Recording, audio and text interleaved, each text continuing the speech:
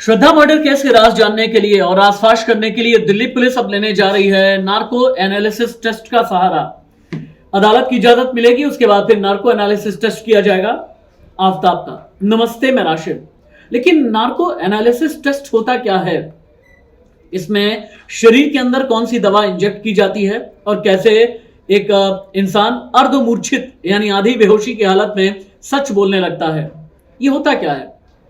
अब आपको मैं बताता हूं। नार्को एनालिसिस टेस्ट में दरअसल अगर कोई साइकोपैथ है या अपने दिमाग का इस्तेमाल कर रहा है तो उसके शरीर में एक साइकोएक्टिव दवा इंजेक्ट की जाती है और ये अदालत के आदेश के बाद ही होता है।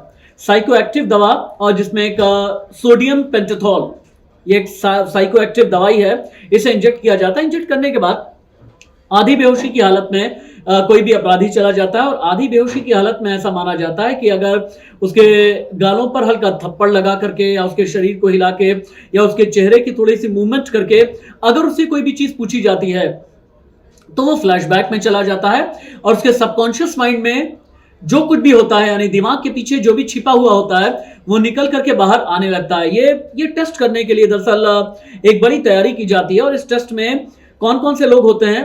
इसमें एक फॉरेंसिक एक्सपर्ट होता है, जांच अधिकारी होते हैं, डॉक्टर और मनोवैज्ञानिक होते हैं। कई अपराधी इतने शातिर होते हैं कि जो नार्को एनालिसिस टेस्ट है, जो उनका साइको टेस्ट होता है, इसमें भी चीट करने की कोशिश करते हैं क्योंकि उनकी मेंटल स्ट्रेंथ, अगर क्रिमिनल ऑफेंडर हैं, क्राइम ऑफेंडर हैं, तो उनकी मेंटल स्ट्रेंथ इतनी ज्यादा होती है, इतनी मजबूत होती है कि नार्को एनालिसिस टेस्ट को भी ये लोग चीट कर लेते हैं और इसीलिए एक मनोवैज्ञानिक को भी साथ में बिठाया जाता है और जो भी जांच अधिकारी होते हैं साथ में बैठे हुए होते हैं।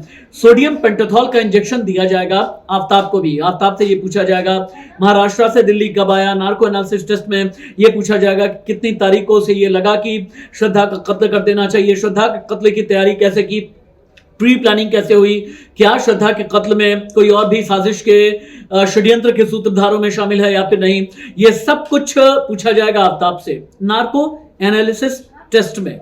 ये साइंटिफिक इन्वेस्टिगेशन है, ये साइकोलॉजिकल इन्वेस्टिगेशन है, ये साइकोपैथ इन्वेस्टिगेशन है और इसी के जरिए कोई ऐसा अपराध जिसे पूरी तरह से कोई पुलिस वाले क्रैक न कर पा रहे हो, एजेंसी क्रैक न कर पा रही हो, तो ऐसे में जो भी कोई अपराधी है या जो भी कोई आरोपी है उस पर नार्को एनालिसिस टेस्ट किया जाता है और आफ्ताब पर भी किया जाएगा। नार्को एनालिसिस टेस्ट की जो भी जानकारियां हैं मैं आप तक पहुंचाता रहूंगा इंडिया न्यूज डिजिटल पर।